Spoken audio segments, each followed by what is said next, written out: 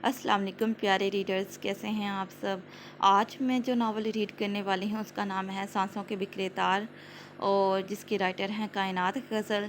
ये एक बहुत दिलचस्प और रोमांवी नावल है, कज़न्स और फैमिली बेस्ड नावल है। उम्मीद करती हूँ आप सबको ये नावल अच्छा लगेगा और अब बगैर वक्त ज़ाया किए चलते हैं नावल की जानिब। So let's start this amazing novel. हस्पताल के यकबस्ता माहौल में वो आईसीयू से बाहर शीशे से नाक लगाए मशीनों में जकड़े वजूद को देख रहा था। इसे अपना आप मुजरिम लगने लगा था। मशीनों में जकड़ा वजूद न जाने कब से गाफिल था, मगर अब बंद पलकों में होती लर्जिश इशारा कर रही थी कि इसकी गफलत का अख्ताम हो रहा है। ऑक्सीजन मास्क में जकड़े इसके चेहरे को एतराबी कैफियत में देखता वो वलीद की तरफ पलटा। इसे होश आ रहा है वलीद। इसका अंदाज सरगोशी का सा था। वलीद जो दोनों हाथों से सर थामे चेयर पर बैठा था, एकदम खड़ा हुआ और शीशे के पास आने रुका। वो दाएं बाएं सर पटक रही थी। नर्स ने इसे एक बार फिर इंजेक्शन लगा दिया। कुछ ही देर में वो पुरसुकून हो चुकी थी। ओके, अब तुम जाओ समयान, ताई अम्मी इंतज़ार कर रही होंगी तुम्हारा। और वैसे भी जब रास्ते बदल लेते हैं तो पलट कर नहीं देखा करते। वलीद ने इसके कंधे पर हाथ रखकर कहा। तुम तो जानते हो वलीद, फिर भी ऐसा कह रहे हो। इसने सुर्ख आंखों से तड़प कर वलीद को देखा। हाँ, वलीद ने गहरी सांस ली। इसी में तुम्हारी भलाई है और लातिश की भी। यूं समझ लो हम सब की भलाई है। इसने इसके कंधे को थपथपाया और धीमे से मुस्करा दिया। समयान को कुछ देर तो इसे खाली नज़रों से दिखता रहा, फिर पलटा और तेज़ तेज़ कदम उठाता कॉरिडोर पार कर गया। वलीद गहरा सांस लेकर पहली वाली पोजीशन में सीट पर बैठ गया। कैसी कंडीशन है भाई अब लार्जिश की? अफसा जो वलीद के लिए घर से खाना लाई थी पूछने लगी। डॉक्टर कह रहे हैं 1-2 दिन में रूम में शिफ्ट कर देंगे, लेकिन ज़ख्मों की वजह से बेहोश रखा हुआ है इसे। ओह, आपने खाना खाया भाई? वलीद ने नफ़ी में सर हिलाया। मुझे मालूम था, इसलिए मैं कबाब फ्राई करके ले आई। कुछ अपना भी ख्याल कर लें भाई, सुबह का नाश्ता किया हुआ है और अब शाम के 5 बज रहे हैं। आप अपना ख्याल नहीं रखेंगे तो लार्जिश का कैसे रखेंगे? अफसा ने नाराज़गी से कहते टिफ़िन को खोला। ओके डॉली, रखूँगा। अब जल्दी से खाना शुरू करो, खुशबू से पेट में चूहे दौड़ने लगे हैं। भाई, दुनिया कितनी जालिम है ना। इसकी आवाज़ पर वलीद ने सर उठाकर इसे देखा। वो किसी गैर मरई नुक्ते पर नज़र रखे कह रही थी। क्या हुआ अब? इसने हाथ रोककर सवाल किया। बड़ी ताई इस्लामाबाद जा रही हैं, अफसा ने बताया। ये तो और भी अच्छी बात है। कुछ दिन वो लार्जिश के सामने ना ही आए तो अच्छा है। नहीं भाई, वो किसी और मकसद से जा रहे हैं। वो गहरी सांस लेकर बोली। क्या मतलब? इसने नासमझी से पूछा। वो खुद तो किसी को कुछ नहीं बता रही, लेकिन आपको मालूम है ना, सनिया की हर जगह शो मारने की आदत। इसी के ज़रिए पता चला है कि वो समयान भाई की मंगनी करके आएंगी अपनी बहन की बेटी अंजला से। वलीद का दिल एकदम से खाने से अचाट हो गया। इसने हाथ खींच लिया। अफसा के आंसू बह निकले। भाई, अभी तो इसके ज़ख्म भी खुश्क नहीं हुए, इतने भी नहीं कि मरहम ही लगा दिया जाए। और बड़ी ताई अम्मी, वो चेहरा हाथों में छुपाए सिसक पड़ी। चुप हो जाओ गुड़िया, अल्लाह की लाठी बे आवाज़ है। लार्जिश मासूम है। ये सब अल्लाह की तरफ से इसके लिए इम्तिहान है, आजमाइश है, लेकिन इनको अपने इस गुनाह की सज़ा इस दुनिया में ही मिलेगी। वलीद ने इसे अपने साथ लगा लिया। बानो, आज क्या तारीख है? बानो के सवाल पर लार्जिश ने इसे तड़प कर देखा और हदायत के मुताबिक कह दिया 17। अभी 3 दिन है ना बानो? इसने धीरे से अपना जला हुआ हाथ उठाया। 3 उंगलियां बुरी तरह झुलस चुकी थीं। अगर इन 3 उंगलियों को छोड़कर मेहंदी लगेगी तो बुरी तो नहीं लगेगी। इसे मेहंदी की फ़िक्र थी। ये नहीं मालूम था कि इसका कितना बड़ा नुकसान हो चुका था। नहीं छोटी गुड़िया, आपके हाथ पर कुछ भी बुरा नहीं लगेगा। बस अल्लाह पाक आपको जल्द सेहतयाब कर दे। बानो, ऐसे लग रहा है जैसे मेरी गर्दन पर चुंटियाँ रेंग रही हैं। देखना ज़रा, वो धीमी आवाज़ में बोली। बानो, जो आंसू छुपाने की गर्ज से चेहरे को मोड़े टेबल पर चीज़ें सेट करने लगी थी, एकदम ही पलटी। हाथ न लगाना छोटी गुड़िया, ज़ख्म छिल जाएगा। हल्की सी छींटें यहाँ पर भी पड़ गई थी। मैं डॉक्टर को बुलाती हूँ। वलीद बाबा, आप अंदर चले जाएं। कब तक मुँह छुपा कर बैठेंगे? حالات کا سامنا کریں۔ ابھی آپ اندر جائیں، میں ڈاکٹر کو بلانے جا رہی ہوں۔ انجیکشن کا اثر ختم ہو رہا ہے۔ وہ جلدی جلدی تاکید کرتی آگے بڑھ گئی۔ ناچار ولید کو اٹھنا پڑا۔ ولید بھائی آپ کدھر تھے؟ دیکھیں میرا ہاتھ جل گیا تھا، میں آپ کے لیے چائے بنانے کچن میں گئی تھی نا۔ تو اس کے بعد وہ کہتے کہتے تھک گئی تھی، شاید اس نے آنکھیں بند کر لیں۔ نرس نے ڈرپ میں انجیکشن ڈال دیا تھا۔ ولید بھائی سمیان وہ سسک پڑی، ارے میری پیاری گڑیا تم مایوں میں ہو ابھی۔ سمیان روز آتا ہے، ہم اسے اندر روم میں نہیں آنے دیتے، تمہارے سسرال والوں سے سخت پردہ کروایا ہوا ہے اور تم چاہ رہی ہو سمیان سے ملنا؟ تو لو بلا لیتا ہوں اسے، سر کے بل چلتا ہوا آ جائے گا۔ ولید کے کہنے کے ساتھ ہی بائل نکالا۔ نہیں ولید بھائی رہنے دے، مجھے نیند آ رہی ہے۔ اسے شرم آ رہی تھی یا نہیں، جو بھی تھا ولید کے لیے غنیمت تھا۔ اس نے بات ہی ایسے کہی تھی کہ وہ خود سے سمیان کا نام نہ لے۔ اب اس کی آنکھ کھلی تو کوئی دھیرے دھیرے سے اس کے بالوں میں انگلیاں چلا رہا تھا۔ آپ وہ اس لمس سے انجان تو نہ تھی، 2 سال اس نے ان کی آغوش میں گزارے تھے، اسے ان میں اپنا عکس نظر آیا، کیسے نہ پہچانتی وہ انہیں۔ انہوں نے جھک کر اس کے ماتھے پر بوسہ دیا، اس کو اپنی پیشانی پر نمی محسوس ہوئی۔ کیسے ہوا یہ بانو؟ بولو، تم تو کہتی تھی سب بہت خیال رکھتے ہیں اور اتنا لیٹ انفارم کیا تم نے۔ میں لے جاؤں اب اپنی بچی کو؟ وہ کہہ کر دوبارہ لارتش کی جانب پلٹیں۔ تم اپنی ماں کے ساتھ چلو گی نا دشی؟ بہت اس سے وہ اس کی جانب دیکھ رہی تھی۔ آپ کہاں چلی گئی تھی ہمیں چھوڑ کر ماما؟ وہ سرگوشی کے سے انداز میں بولی۔ میرا بچہ تمہاری ماں مجبور تھی۔ خدارا کوئی سوال جواب مت کرنا، لیکن خدا گواہ ہے کہ ان 16 سالوں میں کسی بھی دن میں تم سے غافل نہیں تھی۔ ہر لمحہ تمہارے لیے دعا کرتی، تمہارے رزلٹ پر، ہر کامیابی پر خوش ہوتی۔ ہر سال تمہاری سالگرہ کا کیک کاٹتی، تمہارے لیے ہر عمر کے گفٹ لیتی۔ مجھے تمہارے نکاح کی بھی خبر تھی، مگر میں سمیان سے اس کی حالت کے پیش نظر وہ خاموش ہو گئی۔ وہ دکھی نظروں سے اپنی بے بس ماں کو تک رہی تھی۔ پاپا نے کبھی اس کا دل اس کی ماں کی طرف سے خراب نہیں کیا تھا، انہوں نے یہی بتایا کہ کوئی بہت بڑی مجبوری تھی جس کی وجہ سے وہ چلی گئی۔ کہاں؟ یہ کسی کو بھی معلوم نہیں تھا۔ بولو اب میرے ساتھ چلو گی نا؟ ماما میری شادی ہو رہی ہے، بٹ میں بعد میں آپ کے پاس ضرور آؤں گی۔ اس کی بات کو سن کر ان کے دل کو جیسے کسی نے مٹھی میں بھینچ لیا۔ وہ کیسے اس کو بتاتی کہ اس کی شادی کی تاریخ کو گزرے 1 ہفتہ ہو چکا تھا، اور جس گھر میں اسے جانا تھا اس گھر کے مکی اسے رد کر کے کسی اور کو جا لینے پہنچے تھے۔ وہ کیسے بتاتی کہ اس کا اور ان کا نصیب ایک جیسا تھا؟ وہ لب بھیجے اسے دیکھ رہی تھی۔ 2 قدم آگے بڑھ کر ایک بار پھر سے اس کے ماتھے پر بوسہ دیا اور تیزی سے دروازہ کھول کر نکلنا چاہا کہ اندر آتے وہاب سے ٹکرا گئی۔ 16 سال بعد آج وہ انہیں دیکھ کر پتھر کے ہو گئے۔ وہ آج بھی ویسی ہی تھی، بے پناہ حسن کی مالک۔ پتھرا تو وہ بھی گئی تھی، اس لمحے کا انہوں نے سوچا بھی نہ تھا کہ کیسے سامنا کریں گی ان کا، لیکن جب انہیں وہ آخری منظر یاد آیا تو ایک جھٹکے سے عبدالوہاب صاحب کا گریبان تھام لیا۔ کیا حشر کیا ہے میری بچی کا؟ جواب دیں وہاب صاحب۔ ان کی نظریں پیچھے کھڑی عشرت بیگم پر پڑی۔ وہ انہیں چھوڑ کر آگے بڑھی۔ اور آپ نے بڑے ضم میں رکھا تھا دشی کو، کون سے ناکردہ گناہوں کی سزا دے رہی ہیں آپ ہم ماں بیٹی کو؟ نہ میں گھر سے بھاگ کر آئی تھی، نہ میری بیٹی نے ورگلایا آپ کے پوتے کو۔ بہت عزت اور مان سے مانگا تھا آپ نے مجھے اپنی بہن سے۔ میری بیٹی کو کس جرم کی سزا مل رہی ہے؟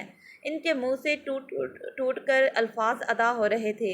عشرت بیگم جو انہیں دیکھ کر سن رہ گئی تھی، ہوش میں آئی تو گرج کر بولی، اے بی بی 16 سال سے پال رہے تھے ہم اسے، جب تو تم نے پلٹ کر خبر نہ لی۔ آج چھوٹی سی چوٹ کیا لگی، پہنچ گئی ڈرامے کرنے؟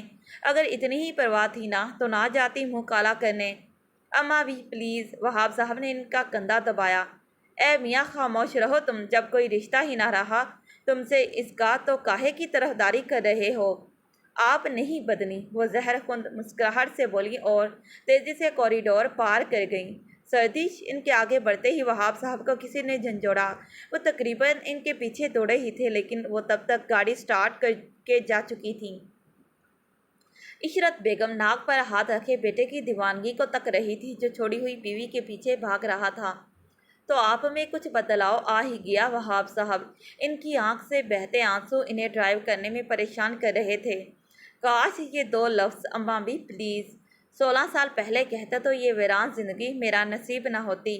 ان کی دوست کا گھر آ چکا تھا جہاں وہ کچھ دن کے لیے ٹھہری تھیں۔ ڈرائیو وے پہ آ کر انہوں نے گاڑی روکی اور اسٹیئرنگ پر سر رکھ دیا۔ کوئی چھوٹا دکھ تو نہیں تھا ان کا، وہی دکھ ان کی اولاد کا نصیب بنا تھا۔ بڑی بھابھی نے لارزش کے چہرے اور جسم کے جل جانے کو جواز بنا کر شادی سے انکار کر دیا تھا۔ میری بچی، ان کی سسکی نکلی۔ اب میں لے آؤں گی اسے ان ظالم لوگوں کے درمیان، نہیں چھوڑوں گی میں اسے، دل میں پکا عہد کرتے اور انہوں نے چابی نکالی اور باہر نکل آئیں۔ کیا کہہ کر گئی ہے یہ عورت تمہیں؟ عشرت بیگم آگے بڑھی اور ان کی جانب متوجہ ہوئی تھیں۔ لارزش سوتی بن گئی، اس میں سوال جواب کی ہمت نہ تھی، لیکن وہ ان کی باہر کی گئی گفتگو سن چکی تھی۔ اسے لگ رہا تھا اسے کوئی آرٹ سے چی رہا ہے۔ کچھ نہیں، بہت کچھ غلط ہو چکا تھا شاید۔ سمیان بھی اسے چھوڑ کر جا چکا تھا۔ اس سے آگے اسے سوچا نہ گیا۔ اماں بھی جب وہ آئی تھی تب چھوٹی گڑیا سو رہی تھی۔ وہ بس کچھ دیر انہیں دیکھتی رہی، پھر چلی گئی۔ بانو اس کی مدد کے لیے آگے بڑھی۔ انہوں نے ہنکارا بھرا، آئندہ وہ عورت آئے تو اسے اندر مت گھسنے دینا، وہ کہتے ہوئے کاؤچ پر بیٹھ گئی۔ پھر کچھ خیال آنے پر وہ بولی، اس سے پہلے بھی آئی تھی وہ؟ نہیں اماں بھی، بانو نے معدب انداز میں کہا۔ وہاب صاحب اندر داخل ہوئے۔ ان کا انداز کسی ہارے ہوئے جواری کا سا تھا، ان کا ملال کسی طور کم نہ ہو رہا تھا۔ 16 سال بعد ملی اور ایک بار پھر سے کھو دیا۔ اماں بھی، میری طبیعت خراب ہو رہی ہے، میں ٹیکسی سے گھر جا رہا ہوں، آپ ڈرائیو کے ساتھ گھر آ جائیے گا۔ وہ چند لمحے بیٹھے، پھر یہ کہہ کر اٹھ کھڑے ہوئے۔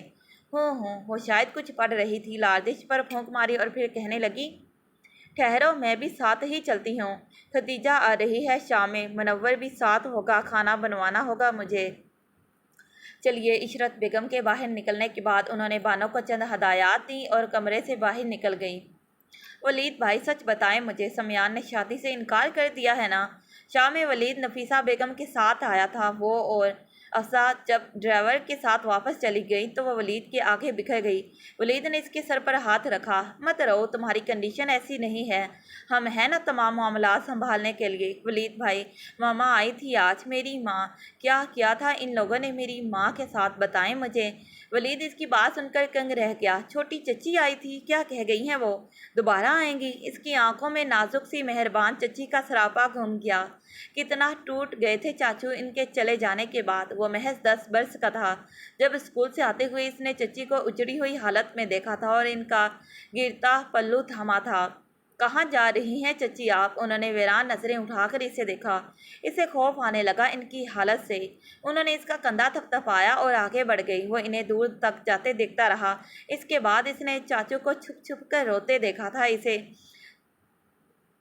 خبر نہیں تھی کہ انہیں گھر سے نکالا گیا تھا یا وہ خود چلی گئی تھی، لیکن اس نے ایک مرتبہ چچی کے ذکر پر اماں بھی کو کہتے سنا تھا، خس کم جہاں پاک۔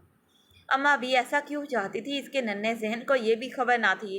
وہاب چاچو سے ویسے بھی قریب تھا، اس واقعے کے بعد مزید قریب ہو گیا اور ان کی چھوٹی سی گڑیا کا مزید خیال رکھنے لگا۔ چاچو آفس جاتے تو اسے اپنے ساتھ اپنے پورشن میں لے آتا، کہیں جانا ہوتا تو افزا اور احد کی ڈیوٹی لگا کر جاتا کہ کوئی اسے تنگ نہ کرے۔ یوں ہی اس کا خیال رکھتے رکھتے وقت گزرتا چلا گیا۔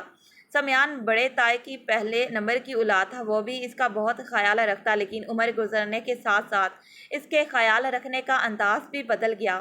لارزش اسے شرمائی سی رہتی۔ سمیان کے چھوٹے بھائی کامران اور غفران جانے کیوں اس سے خار کھائے رکھتے، شاید وہ دونوں بڑی تائی سے زیادہ اٹیچڈ تھے اور سمیان نفیسہ بیگم کے زیر سایہ پروان چڑھا۔ لارزش 3rd ایئر میں تھی جب اس کے کلاس فیلو کا اس کے لیے رشتہ آیا۔ سمیان کو جیسے ہی خبر ہوئی وہ اماں بی کے پاس اپنا مدعا لے کر پہنچا۔ اماں بی کو کیا اعتراض ہونا تھا، انہوں نے رات ہی کو میٹنگ بٹھائی اور اگلے چاند کی پہلی تاریخ کو نکاح کا عندیہ دے دیا۔ سروت بیگم، بڑی تائی پر یہ خبر بجلی بن کر گری، لیکن وہ ساس اور شوہر کے آگے بولنے کی ہمت نہ رکھتی تھی۔ رخصتی لارزش کے امتحان کے بعد ہونا قرار پائی، ساتھ میں افزا اور غفران کے بارے میں بھی فیصلہ سنا دیا۔ ولید بھائی، اس نے اپنا ٹرپ والا ہاتھ اٹھا کر ولید کے ہاتھ پر رکھا تو ولید چونکا۔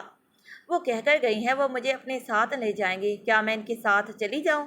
کس قدر معصومیت سے سوال کر رہی تھی وہ کب آنے کا کہہ کر گئی ہیں دشی؟ ولید کاؤچ پر بیٹھتے ہوئے بولا۔ پتہ نہیں ولید بھائی، وہ کہہ کر گئی ہیں تو ضرور آئیں گی، مجھے یقین ہے، اس نے کہہ کر اپنی آنکھیں موند لیں۔ ولید نے اماں بھی کو جانے کیا کہہ کر سمجھایا کہ وہ ہسپتال سے ڈسچارج ہو کر اپنی ماں کے پاس چلی گئی۔ صرف ولید ہی اس سے رابطے میں تھا۔ خود لاردش نے بھی کسی سے ملنے سے انکار کر دیا تھا، یہاں تک کہ وہاب صاحب سے بھی۔ وہ گمسم سی اپنے کمرے میں پڑی رہتی۔ سردش نے جب یہ گھر خریدا تھا، جب ہی ایک کمرہ لاردش کے لیے سجایا تھا، آج وہ اسے اس کمرے میں دیکھ کر بے تحاشا خوش تھی۔ لیکن لاردش بہت کم بولتی، بس سوچوں میں گم رہتی۔ وہ اپنے ہاتھ سے اسے سوپ پلاتی، خوشی سے ان کے آنسو نہ تھمتے تھے۔ وہ اسے اس کے بچپن کی چھوٹی چھوٹی باتیں کرتی، ولید اور سمیان کی باتیں بتاتی۔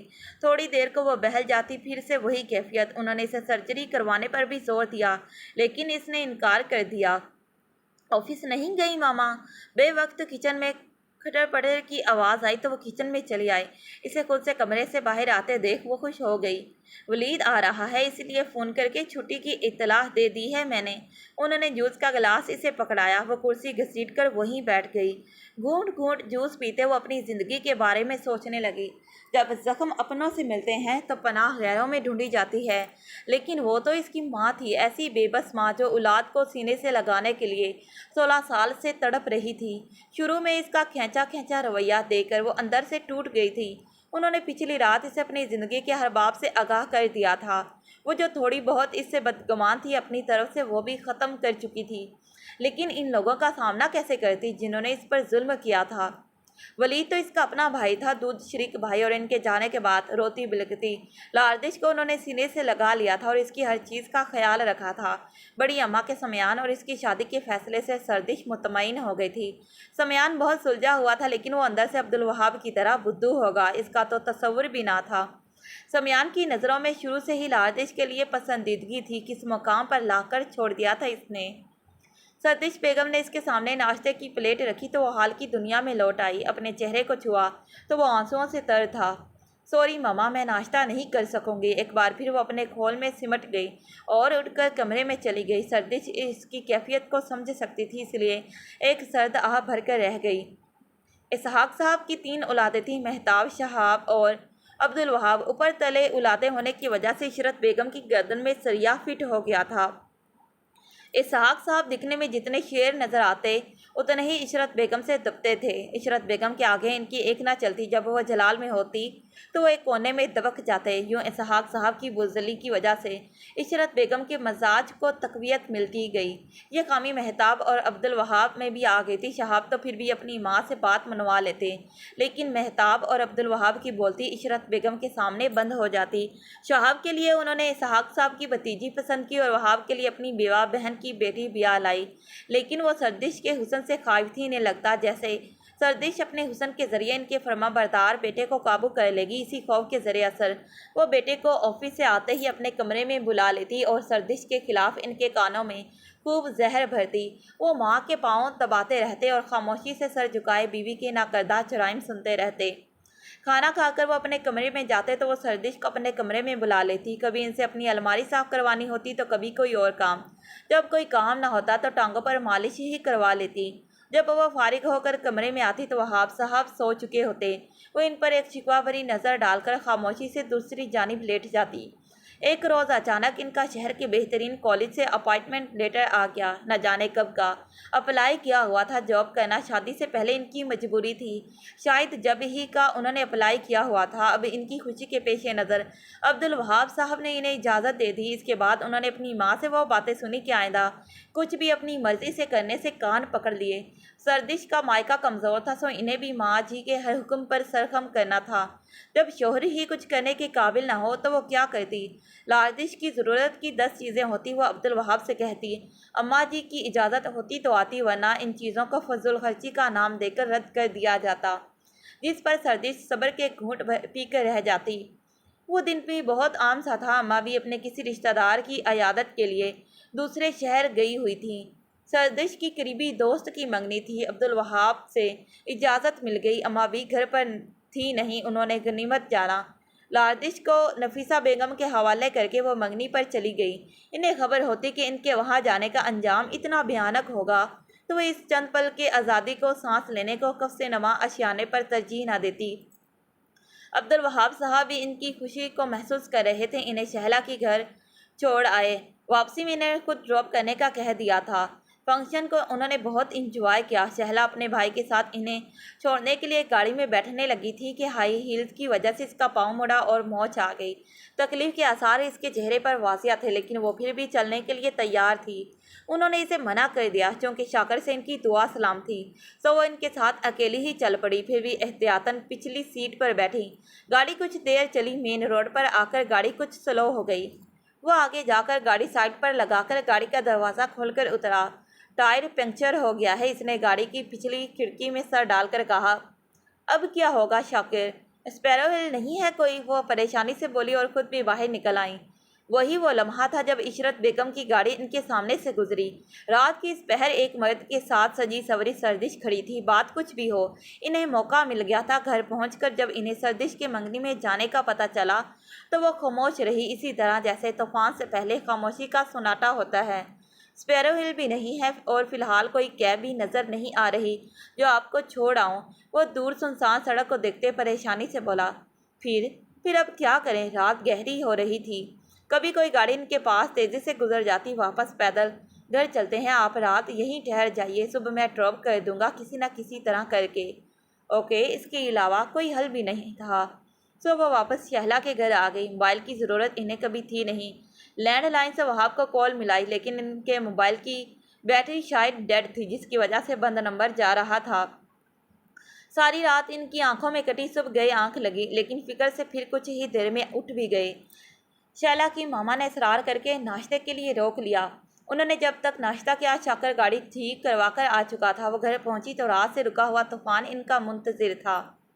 وہیں ٹھہر جاؤ سردش بیگم، اس گھر کے دروازے بند ہو گئے ہیں تم پر، جاؤ واپس لوٹ جاؤ۔ میرے پاک پاس بیٹے کی آنکھوں میں دھول جھونکتے، میرے بیٹے کی عزت کو روڈ پر رولتے، کچھ تو حیا کر لیتی۔ انہوں نے جیسے ہی لاؤنج میں قدم رکھا، اما بی کی دھاڑ نے اسے دروازے پر ٹھہرنے پر مجبور کر دیا۔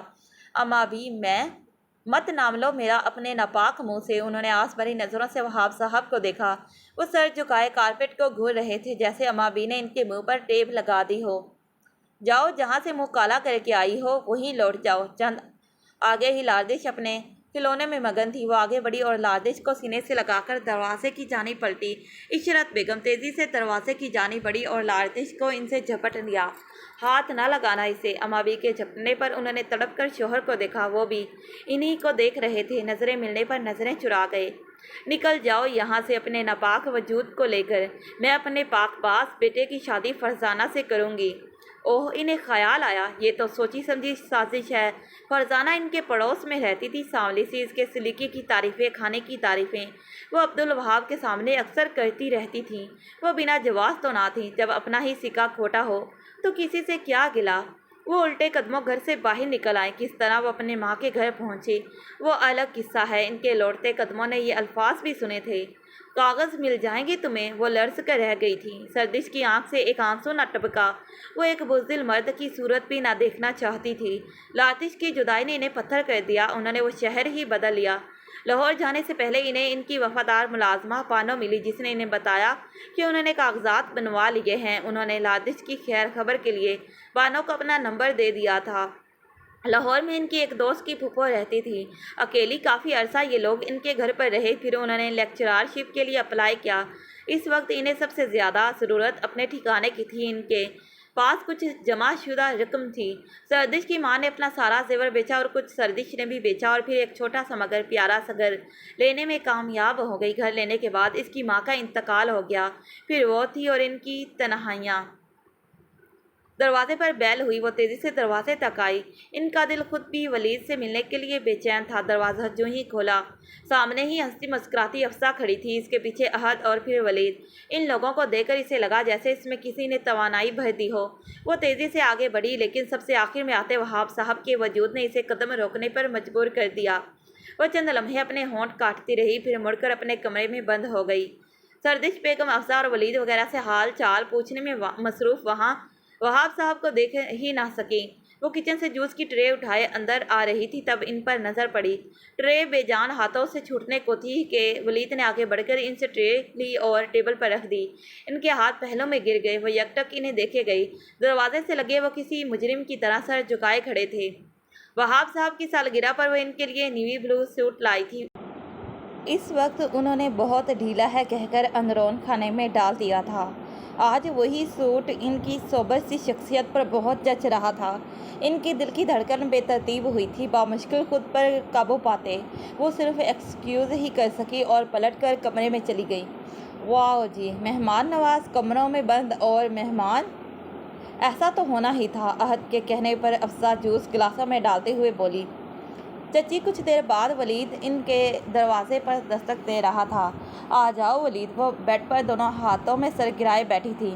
چچی ہم اتنی دور سے آئے ہیں اور آپ اندر چلی گئی۔ آئیے نا، باہر بیٹھے پلیز۔ اس کے اصرار پر انہوں نے سر اٹھا کر اسے دیکھا۔ تمہاری اماں بھی نے ان کے یہاں آنے پر پابندی نہیں لگائی؟ ٹوٹے ہوئے لہجے میں وہ بولی۔ معاملہ بہو کا نہیں، پیاری پوتی کا ہے نا۔ آپ کو کیا خبر کہ چاچو کتنے سالوں سے آپ کو ڈھونڈ رہے تھے اور آج وہ لارڈش کے لیے نہیں آئے بلکہ آپ کے لیے آئے ہیں۔ اماں بھی کو تو خبر بھی نہیں ان کے یہاں آنے کی۔ چاچو 2 دن پہلے ہی لاہور کے لیے بائی ایئر نکل گئے تھے، اسلام آباد کا کہہ کر بزنس کے سلسلے میں، کیونکہ اماں بھی کو یہی علم ہے کہ چاچو آپ کو پیپر دے چکے ہیں۔ میرے ساتھ افسا اور احد بائی روڈ آئے ہیں، وہ ایک ہی سانس میں کہتا چلا گیا۔ چاچو آپ سے معافی مانگنے آئے ہیں چچی، آپ معاف کر دیں گی نا انہیں؟ میں گواہ ہوں انہیں کی بے چینیوں کا، ان کے رت جگوں کا۔ وہ ان کے گھٹنے تھام کر کارپیٹ پر بیٹھ گیا۔ مجھ سے ایسا کوئی وعدہ نہ لینا ولید جسے میں پورا نہ کر سکوں پلیز۔ کہتے ہوئے انہوں نے نظر اٹھائی۔ دروازے کے بیچوں بیچ کسی فریم کی طرح وہاں وہاب صاحب کھڑے تھے۔ ان کے دیکھنے پر ولید نے بھی پیچھے دیکھا اور کھڑا ہو گیا۔ جتنی سفارش میں کر سکتا تھا میں نے کی، باقی میں آپ خود مسئلہ حل کریں۔ ولید انہیں دیکھ کر مسکرایا اور کمرے سے باہر نکل گیا۔ اب وہ لارڈش کے دروازے پر کھڑا تھا۔ دشی دروازہ کھولو۔ بہت اچھا طریقہ ہے یہ، اتنی دور سے ہم تم سے ملنے آئے ہیں اور تم نے خود کو کمرے میں بند کر لیا ہے، نوٹ فیئر۔ ولید کی آواز پر اس نے دروازہ کھول دیا۔ نم آنکھیں، بکھرے بال، night suit, pink and white shirt, trouser میں دوپٹہ کاندھے پر جھول رہا تھا۔ ولید بھائی وہ کیوں آئے ہیں یہاں؟ ان سے کہہ دے چلے جائیں واپس۔ وہ ولید کو راستہ دیتی اس کے پیچھے آئی اور صوفے پر بیٹھ گئی۔ افسا اور احد بھی اندر چلے آئے۔ واؤ نائس بیبی روم۔ افسا اندر قدم رکھتے ہی چاروں طرف کا جائزہ لینے لگی۔ گلابی پردے، گلابی فرنیچر، دیواروں پر پینٹ اور بیڈ کے سامنے انتہائی خوبصورت دیوار پر سینری بنی ہوئی تھی۔ اڑتے اڑتے بادل، طلوع آفتاب کی پہلی کرن اور دور سمندر کی لہریں، بہت ہی خوبصورت ڈیکوریٹڈ روم تھا۔ ایک سائڈ پر شیلف بنا تھا، اس میں بے شمار گفٹ آئٹمز تھے، ہر عمر کے بچے کے بے شمار کارڈز لگے ہوئے تھے۔ کتنی خوش نصیب ہو تم دشی، اس سے آ کر لپٹ گئی تھی۔ تمہاری مما کتنا پیار کرتی ہیں تم سے، ایک ہماری مما ہے، ایک چیز بھی لیتی ہوں تو 100 منتیں کرنا پڑتی ہیں۔ تمہارے نزدیک خوش نصیبی چیزوں پر محیط ہے تو واقعی میں خوش نصیب ہوں، وہ افسردہ سی مسکراہٹ سے بولی اور افسا پلٹ کر ایک ایک چیز کا جائزہ لینے لگی۔ بس کر جاؤ نا دیدی، کسی چیز پر نظر لگ گئی نا تو وہ وہیں ٹوٹ کر گر جائے گی۔ احد نے پیچھے سے آواز لگائی۔ تم اپنے منہ پر ٹیپ نہیں لگا سکتے؟ کسی کے گھر پر آئے ہو، کچھ تو خیال کرو۔ اس نے بنا پلٹے احد کو گھر کا۔ وہی تو میں کہہ رہا ہوں کہ کسی کے گھر آئی ہو، کچھ تو خیال کر لو، نزیدہ پن گھر چھوڑ کر آنا تھا نا۔ احد نے بھی دو بدو جواب دیا۔ بھائی دیکھ رہے ہیں نا آپ، افسا نے برا مناتے ہوئے کہا۔ احد افسا بیٹھ جاؤ اچھے بچوں کی طرح، ولید نے دونوں کو کہا۔ دونوں ایک دوسرے کو دیکھتے منہ بناتے بیٹھ گئے۔ تم لے لو افسا، اگر تمہیں کچھ اچھا لگ رہا ہے تو۔ ارے نہیں، تمہاری مما تمہارے لیے اتنے پیار سے لائی ہیں۔ افسا اب تمیز کے دائرے میں آ چکی تھی۔ بھائی آپ نے کہا تھا باہر سے کھانا نہیں کھانا، ہم نے چچی نے ہمارے لیے کھانا بنا کر رکھا ہے، بھوک سے میرا تو برا حال ہو رہا ہے۔ احد کی زبان میں پھر سے کھجلی ہوئی۔ اوہ مما کہاں ہے، میں دیکھتی ہوں۔ لارڈش کھڑی ہوئی تو ولید نے اس کا ہاتھ کھینچ کر اسے بٹھایا۔ چچی اپنے کمرے میں ہیں اور چاچو بھی، تمہاری انٹری اس وقت وہاں نامناسب ہوگی، یقیناً وہاں کوئی ٹریجک سین چل رہا ہوگا۔ اوہ، وہ واپس وہیں ڈھیلی ہو کر بیٹھ گئی۔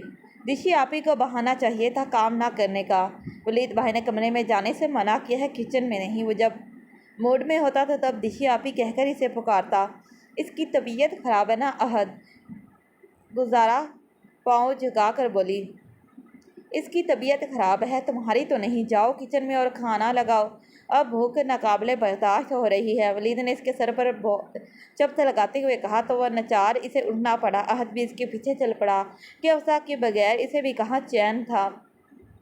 वहाब साहब पहले से ही खाना खा कर आए थे, वो इन्हें बता चुके थे, सो इन्हें डिस्टर्ब करना उन्होंने मुनासिब न समझा। खाना खुशगवार माहौल में खाया गया। अहद और अफसा की नोकझोंक ने लातिश के चेहरे पर मुस्कुराहट बखेर दी।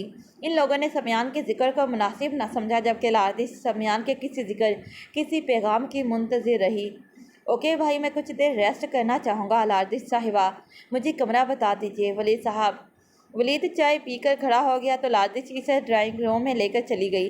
अहद ने भी इसकी तकलीद की। अफसा लातिश के साथ इसके कमरे में आ गई। अम्मा भी ने आने कैसे दिया तुम लोगों को? बेड पर बैठते हुए इसने अफसा से पूछा। मोहतरमा, सिर्फ 2 दिन की इजाज़त मिली है। वैसे एक बात बताऊं, बड़ी ताई की हरकतों और तुम्हारे जाने ने अम्मा भी को तोड़ कर रख दिया है। काफ़ी चेंज आ गया है इनमें, हर एक के मामले में बोलना भी कम कर दिया है। वो ठहर ठहर कर बोल रही थी। फिर तुम लोग एतवार को वापस चले जाओगे? लादिश के चेहरे पर अफसरदगी फैल गई। हाँ, मैं तो कहती हूँ तुम भी हमारे साथ चलो, वापस बाय एयर जाएंगे। वलीद भाई गाड़ी यहीं छोड़कर जाएंगे, चाचू को कुछ काम है यहाँ।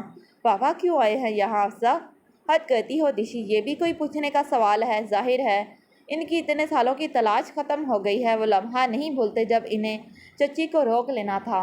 तुम्हें कैसे खबर इन सब बातों की? इसने चौंक कर पूछा। वलीद भाई ने रास्ते में सब बता दिया है, यकीन करो ये लम्हे भर की चूक थी। उन्होंने चच्ची को और तुम्हारी नानी को कहाँ कहाँ नहीं ढूंढा। उन्होंने कराची में एक अलग फ्लैट भी ले लिया था खामोशी से। बड़ी अम्मा को आज तक जिसकी खबर ना हुई। लम्हा भरना को हो अफसा, तकरीबन 1 हफ्ता लगा था मेरी माँ और नानी को शहर बदलने में। आह, काश मुझे खबर होती। मेरी ममा कैसी बेबसी की ज़िंदगी गुजार रही है, कितनी तनहा रही। मैं तो समझती थी अफसा कि मेरी ममा ने पसंद की शादी कर ली होगी। तभी ही पापा, इसके आंसू बह निकले। परेशान ना हो दिशी, अब चाचू आ गए हैं ना, सब ठीक हो जाएगा। अफसा इसका चेहरा थाम कर बोली। क्या खाक ठीक होगा? अम्मा भी के गुलाम है सारे के सारे। तुम देखना अब मैंने क्या सोचा है। मैं और मामा मिलकर समियान और पापा को अदालत के चक्कर लगवाएंगे। इनको बताएंगे मर्द बुज़दिल हैं यहाँ के, इनको औरत की मजबूती दिखाएंगे। तुम्हें याद है ना वो नावल नफीसा सईद का जो हमने मिलकर पढ़ा था, साडा चिड़िया था? इसमें भी समियान था ना, और सब्ज़ा कैसी बहादुर थी। मेरी माँ की जवानी इन लोगों ने बर्बाद कर दी। मैं खुला का केस दायर करूँगी इन पर। तुम पागल हो गई हो दिशी? अफसा इसकी बातें सुनकर दंग रह गई। कितना अनाथ पा लिया था इसने चाचू के खिलाफ। रात के खाने पर जब वहाब साहब टेबल पर आकर बैठे तो लारदिश तेज़ी से वहाँ से उठकर चली गई। वहाब साहब हैरान परेशान अपनी लाडली को देखते रह गए। वलीद जो नींद लेकर फ्रेश बैठा था, चची और चाचू के अंदाज को नोट कर रहा था। मामला काफ़ी हद तक सुलझा हुआ लगता था, लेकिन लारदिश का यूँ खाना छोड़ देना ये समझ से बाहर था। सब ने खाना खामोशी में खाया। वहाब साहब खाना खाकर कमरे में चले गए। सरदिश किचन में थी। लाउंज में अहद, अफसा और वलीद बैठे थे। अफसा वलीद को लादिश से होने वाली गुफ्तगू सुना रही थी जब करहाने की आवाज़ पर मुड़कर देखा। वहाब साहब दिल पर हाथ रखे नीचे की तरफ झुक रहे थे। चाचू चाचू। वलीद, अहद और अफसा तीनों तेज़ी से इनकी तरफ लपके थे। सरदिश पे जल्दी से बाहर निकल आई, इन्हें पानी पिलाया और अब वो सोफे पर बैठे दिल के मुकाम को हाथ से मसल रहे थे।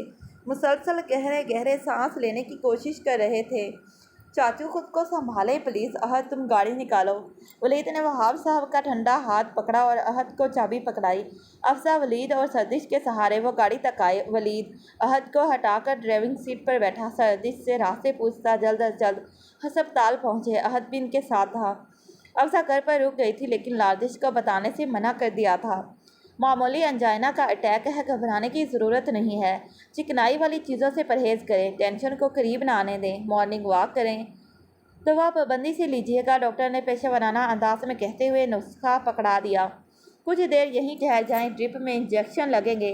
ड्रिप मुकम्मल हो जाए तो घर जा सकते हैं। लारदी जो कमरे की खिड़की में खड़ी थी, वहाब साहब को ऐसे ले जाते देखकर परेशान हो गई। फ़ौरन ही कमरे से बाहर दौड़ी। सामने अफसा खड़ी थी। अफसा, क्या हुआ है पापा को? इसने तकरीबन इसको झंझोड़ ही दिया। बी रिलैक्स ऋषि, थोड़ा सा पेन हुआ है लेफ़्ट साइड पर। वो तो नहीं जा रहे थे, वलीद भाई ज़बरदस्ती लेकर गए हैं, अभी आ जाएंगे थोड़ी देर में। अफसा ने इसे तसल्ली देने की कोशिश की। अगर पापा को कुछ हुआ ना तो मैं खुद को कभी मुआफ़ नहीं कर सकूँगी अफसा।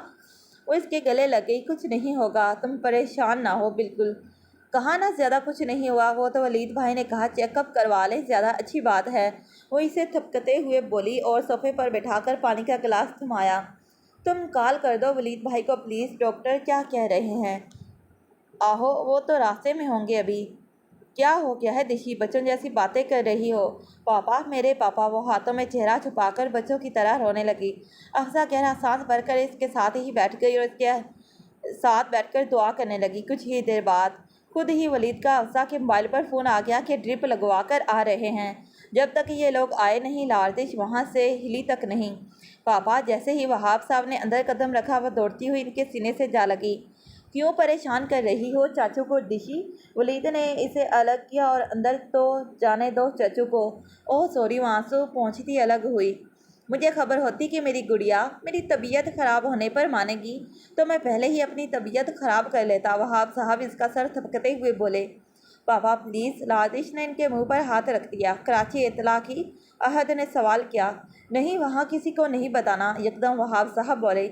कोई नहीं बता रहा चाचू, आप रिलैक्स होकर लेट जाएं, हमें आपकी पोल थोड़ी खोलनी है। वलीद ने आंख मारते हुए माहौल को खुशगवार बनाने की कोशिश की। सबके चेहरों पर मुस्कुराहट आ गई, जबकि सर्दिश एक ठंडी आह भरकर सूप बनाने किचन में चली गई।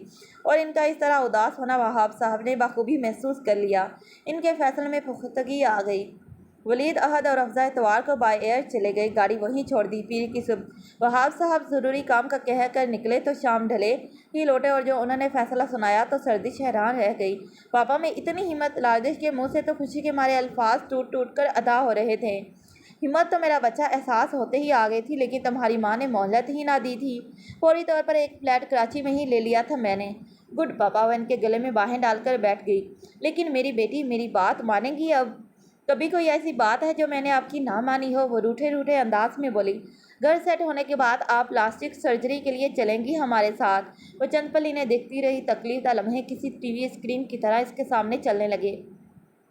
हमारे साथ का मतलब है कबूल है सर। वो मासूमियत से आंखें पटपटाकर बोली तो वहाब साहब और सर्दिश के चेहरों पर मुस्कुराहट बिखर गई। घर सेट होते ही वो लारदिश को प्लास्टिक सर्जरी के लिए लंदन ले गए। अम्मा बी को आज तक उन्होंने सर्दिश के साथ रहने का नहीं बताया था। वो यही समझती थी कि वहाब साहब सर्दिश को तलाक के पेपर भिजवा चुके हैं। अभी चंद दिन ही गुजरे होंगे इन्हें वापस पाकिस्तान आए हुए, जब बड़ी ताई अम्मी सनिया और गफरान के साथ इनके घर आ गई, जहाँ सर्दिश बेगम इन्हें देखकर हैरान रह गई। वही लारदिश हैरान और परेशान कमरा बंद करके बैठ गई। इनके आने के चंद घंटे बाद सारा माजरा खुल गया था। समियान का ज़बरदस्त एक्सीडेंट हुआ था, जिसमें इसकी टांगें और एक बाजू बुरी तरह मुतासिर हुआ था। इनकी भाजी जो पहले समियान की दीवानी थी, इसकी हालत देखकर इसने शादी से इनकार कर दिया था। वो लारदिश को लेने आई थी क्योंकि समियान किसी से नहीं संभल रहा था। इनके आने से लारदिश के जख्म उधड़ गए। 3 दिन, महज 3 दिन ही तो थे इसकी शादी में। वो कितनी खुश थी। ढोलक रखी जा चुकी थी। वो पीला जोड़ा पहने अफसा और अहद के साथ पूरे घर में दौड़े लगाती तो अम्माबी की घिरकियों से भी ना रुकती। इसकी शादी की तारीख के हफ्ता पहले ही इसे मायो बिठा दिया गया था। गो के इसका निकाह हो चुका था, मगर अम्माबी का ऑर्डर था कि समियान से मुकम्मल पर्दा करवाना है। वो खुद भी समियान से शर्माई शर्माई फिरती थी, लेकिन इसकी शौक नज़रें इसे कहीं ना कहीं देख ही लेती थी। शादी की तैयारियों और अपनी ही शादी में वह अफसा के साथ लुड्डी डालकर थक चुकी थी। इस दिन भी इसे बुखार हो गया था। शाम को इसकी तबीयत ज़रा संभली तो सब ने इसके कमरे में डेरे डाल लिए।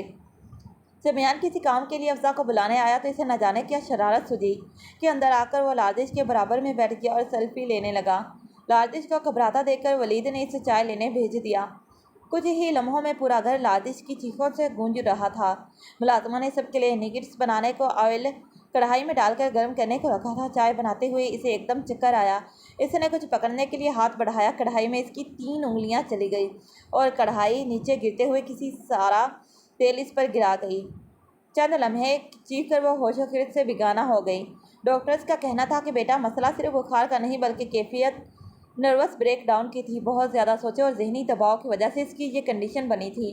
वो सोचे सिवाय माँ के और क्या हो सकती थी कि इस वक्त एक लड़की को अपनी माँ की कितनी ज़रूरत होती है। बड़ी ताई जो निकाह से अब तक किसी बहाने की तलाश में थी, ने इसके जले जिस्म की सूरत में इनकार का बहाना मिल गया। समियान सिर्फ खामोश था। वो रिश्ता ख़त्म करने के कतई हक में ना था, लेकिन माँ को इनकार करने की हिम्मत भी ना थी।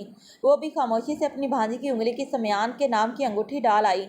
वो खामोश तमाशाई बना था और अब इसका एक्सीडेंट हो गया था। जब समियान किसी से ना संभला तो वो नफ्स ब नफीस यहाँ चली आई थी। लारदिश इनकी हिम्मत पर हैरत ज़दा थी। इन्हें ज़रा ख्याल न आया किस तरह चली आई। ना जाने दुनिया में कैसे लोग होते हैं जो दूसरों के जज्बात को पांव तले रौंदते हुए सोचने की जहमत भी नहीं करते। बड़ी ताई مایوس لوٹ گئی۔ 2 دن بعد افسا کی ویڈیو کال نے اسے بیکل کر دیا۔ بات کرتے کرتے اس نے فون سمیان کے سامنے کر دیا۔ یہ سمیان تو نہ تھا، وہ اسے ٹکٹکی باندھے دیکھنے لگی۔ وہ بھی خاموش تھا، ماتھے پر بکھرے بال، چہرے پر جا بجا زخم، تکیوں کے سہارے بیٹھا ہوا، سرخ آنکھوں اور آنسوؤں سے اسے دیکھتا یہ وہ سمیان تو نہ تھا۔ اسے لگا جیسے آنسوؤں کا گولا اس کے حلق میں پھنس گیا ہو۔ ہر شے سے وہ بے نیاز ہو کر اس ظالم کو تک رہی تھی۔ آہستہ آہستہ اس کے ذہن نے کام کرنا شروع کیا۔ بزدل مرد، پہلا لفظ اس کے ذہن میں یہی آیا جو شاید اس کے لبوں کی جنبش سے ادا ہوا۔ سمیان نے محسوس کر لیا اس سے پہلے کہ وہ کچھ کہتا اس نے زوردار انداز میں موبائل فون دیوار پر دے مارا۔ چناکے سے وہ ٹکڑے ٹکڑے ہو کر رہ گیا۔ کیا ہوا دشی؟ سردش جو اس کے کمرے کے سامنے سے گزر رہی تھی آواز پر دروازہ کھل کر اندر آ گئی۔ وہ گھٹنوں میں سر دیے بیٹھی تھی۔ کیا ہوا میری جان؟ وہ اس کے برابر میں بیٹھتی ہوئی بولی اور اس کا چہرہ اٹھایا وہ ان سے لپٹ گئی۔ ماما ماما ماما، وہ بچوں کی طرح سسک کر رو رہی تھی۔ آپ جیسا حوصلہ کہاں سے لاؤں؟ یہ روح کو چھیڑ دینے والی عزتیں۔ وہ جانتی تھی اس درد سے آشنا تھی۔ اس کی انا کو شدید ٹھیس پہنچی تھی۔ ایک طرف اس کی انا اور دوسری طرف سمیان۔ دوسری سے ولید چلا آیا۔ اب ہر کوئی مجھے سمجھانے آئے گا۔ جب ولید نے اسے سمجھانا چاہا تو وہ تب ہی اٹھی۔ اپنے اچھے برے کی تمیز ہے مجھے ولی بھائی، بہت جلد آپ کے کزن کو نوٹس مل جائے گا خلا کا۔ باہر سے اندر ہی کی جانب آتے وہاب صاحب کے قدم اس کی بات کو سن کر لڑکھڑا گئے۔ ولید نے لب بھینج لیے۔ وہاب صاحب چھوٹے چھوٹے قدم اٹھاتے اس تک آئے اور اس کے سر پر ہاتھ رکھ دیا۔ اس کے سامنے بیٹھے اور گویا ہوئے، میرا بچہ، یہ زندگی بہت مختصر اور بہت قیمتی ہے۔ چند لوگوں کی بزدلی اور کمظرفی کی وجہ سے اسے ضائع مت کرو۔ اگر تمہاری ماں نے میری بزدلی کی وجہ سے اپنے 16 سال تپتے صحرا میں گزار دیے ہیں تو میں نے بھی اس جدائی کی اذیت کو پل پل محسوس کیا ہے۔ باہر سے انسان خود کو کتنا بھی مضبوط ظاہر کرے، اندر محبت پنجے گاڑے بیٹھی رہتی ہے۔ تمہارا یہ عمل ساری زندگی تم دونوں کے لیے نارسائی کا دکھ لائے گا۔ اس سے بہتر یہی ہے کہ اپنی انا سے منہ موڑ کر تم دونوں ایک ہو جاؤ۔ اب جبکہ خود تمہاری تائی معافی کی طلبگار ہے کہ بیٹا تمہارے باپ کی بھی یہی خواہش ہے کہ اپنا ظرف اپنی ماں جتنا رکھ کر انہیں معاف کر دو۔ اللہ بھی معاف کرنے والوں کو پسند کرتا ہے۔ کیا تم یہ نہیں چاہتی کہ اللہ کی پسندیدہ بن جاؤ؟ وہ اس کا سر تھپتھپاتے صوفے سے اٹھے اور اپنے کمرے کی طرف چلے گئے۔ میں ایک شرط پر چلوں گی۔ ولید نے جو وہاب صاحب کے اٹھ کر جانے پر اسے خاموشی سے جانچتی نظرگاہوں سے دیکھ رہا تھا، اس کی آواز پر اس نے سکون کا سانس لیا۔ بولو، اس نے کہا۔ اماں بھی ماما کو قبول کریں گی تو میں راضی ہوں۔ اب وہ ولید کو جانچتی نظروں سے دیکھ رہی تھی۔ وہ سمجھ رہی تھی کہ ولید اسے انکار کر دے گا۔ اماں بھی تو کب سے اپنی پوتی اور بہو سے معافی مانگنے کے لیے بے چین ہیں، لیکن پوتی کی الٹی کھوپڑی قابو میں ہی نہیں آ رہی تھی۔ وہ بہت شرمندہ ہے چاچو سے، چچی سے اور تم سے۔ کیا تم گوارا کرو گی کہ اماں بھی تم سے ہاتھ جوڑ کر معافی مانگے؟ کیسی باتیں کر رہے ہیں ولید بھائی؟ اس نے یکدم تڑپ کر کہا۔ تو پھر ٹھیک ہے، جلدی سے تیاری کرو، میں سیٹیں بک کرواتا ہوں۔ وہ اس کی ناک کھینچتا اٹھ کھڑا ہوا۔ پرزور انداز میں ان کا استقبال ہوا۔ کوئی رو رہا تھا تو کوئی ہنس رہا تھا، کوئی معافی مانگ رہا تھا، احد تو باقاعدہ بھنگڑا ڈال رہا تھا۔ شور اتنا تھا کہ کسی کو کسی کی آواز سنائی نہیں دے رہی تھی۔ سب ایک دوسرے سے معافیاں مانگ رہے تھے۔ غفران سمیان کی وہیل چیئر بھی وہیں لے آیا۔ اماں بھی بار بار سردش سے معافی مانگ رہی تھی، ان کا چہرہ چمٹی اپنے ساتھ لگاتی۔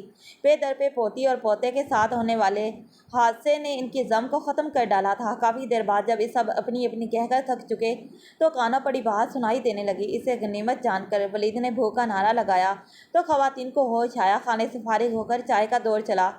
سب بڑے تو کمروں کی طرف چلے گئے، لیکن ینگ پارٹی وہی موجود رہی۔ جب سب کی آنکھیں نیند سے بوجھل ہونے لگی تو سب اپنے اپنے کمروں میں روانہ ہوئے۔ لاردش ابھی اپنے کمرے میں پہنچتی ہی تھی کہ اچانک بڑی تائی جانے کہاں سے اس کے سامنے آ گئی۔ معافی کے لیے دونوں ہاتھ باندھے۔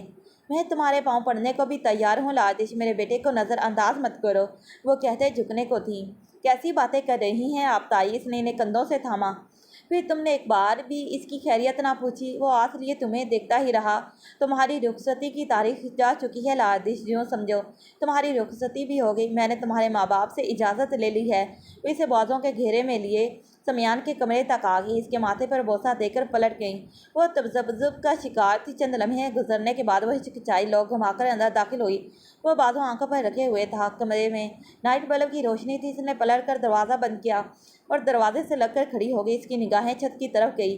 وہاں بہت خوبصورتی سے شیٹس لگی ہوئی تھی۔ اسے یاد تھا شادی کی تاریخ سے 15 دن پہلے ہی کامران، غفران، احد، ولید بھائی اور خود سمیان کمرے کو سجانے کی تیاریوں میں لگ گئے تھے۔ किस रूप में आना था इसे। इसकी निगाह अपने सादे से हुलिये पर गई और जब एक हाथ और एक टांग पर प्लस्तर वाले दुल्हा पर पड़ी तो इसके चेहरे पर एकदम ही मुस्कुराहट छा गई। वो इसे ही देख रहा था। वहाँ क्यों खड़ी हो, वो बहुत आहिस्ता से बोला। वो थोड़ा झिझकती हुई इसके करीब आ गई और पायती पे बैठ गई। उठने की कोशिश करने लगा। लेटे रहे, वो सिर्फ इतना ही कह सकी, तो फिर यहाँ आओ, इतनी दूर से कैसे बात करूँ। वो लाचार शक्ल बनाकर बोला तो उठकर बैठ के दूसरे हिस्से पर आ बैठी। कैसे मुआफ़ी मांगू मैं तुमसे, मेरे तो हाथ भी नहीं जुड़ सकते। कौन कह रहा है मुआफ़ी मांगे मुझसे, ना मांगे। वो ज़रा रूठे रूठे अंदाज में बोली। इसका मतलब है तुमने मुआफ़ कर दिया है मुझे। वो इसका हाथ पर अपने हाथ को रखते हुए बोला। कर दिया, वही लठमार अंदाज में जवाब दिया। अगर कर दिया है तो तुम ये जताना चाह रही हो कि तुम अपने माजूर, बेबस और लाचार शौहर के सामने बैठी हो, जिसके करीब बैठकर इसकी बात सुनाना भी तुम्हें गवारा नहीं है। वो चेहरे पर इंतहाई मस्कीनियत तारीख करते हुए बोला। इसकी बात सुनकर लातिश की हंसी निकल आई और वह थोड़ा खिसक कर इसके करीब हो गई। हाँ अब ठीक है, मुझसे बदगुमान थी तुम, वो इसकी थोड़ी को छूते हुए बोला। वो बोली कुछ नहीं, सिर्फ शिकवा के ना नज़रों से इसे देखती रही। तुम्हें मालूम है मैंने भी चाचू की तरह एक फ़्लैट बुक करवा लिया था। मैं तुम्हारे पास खुद आना चाहता था, लेकिन वलीद ने मुझे रोक लिया कि जब फ्लैट मुकम्मल तुम्हारी मलकियत में आ जाए तब तुम आना। जिस दिन फ्लैट की चाबी मेरे हाथ आई, इसी शाम मेरा ये हाल हो गया। ये अल्लाह की तरफ से बदला था, तुम्हारी आहों का सिला था। सबके दिल बदल गए। यार एक बात है, मैं तो चलो टिंडा मिंडा पड़ा हूँ, तुम्हें तो दुल्हन बनकर आना चाहिए था यहाँ। समया ने बात करते करते करवट बदलना चाही तो तकलीफ के मारे इसकी चीख निकल गई। देखो मैंने हिजाम को घर बुलवाकर हेयर स्टाइल भी बनवाया है और आपस की बात है इसने एक दो क्रीमें लगाकर फेस पॉलिश भी कर दी है। यार इतने दिन से ठीक से मुंह भी नहीं धोया था, बस इसीलिए। बस सोचा कि टिंडा मिंडा पड़ा हूँ, अगर शक्ल भी अच्छी नहीं रही तो लड़की कहीं रिजेक्ट ही ना कर दे। वो खुश था, बहुत खुश। इसे अपने पास देकर इधर उधर की हाँक रहा था। वाकई लारदिश ने गौर किया, इस दिन की बानिस्बत आज काफ़ी फ्रेश और बेहतर लग रहा था। तुम कुछ नहीं बोल रही हो दिशी, तुम भी तो कुछ कहो ना।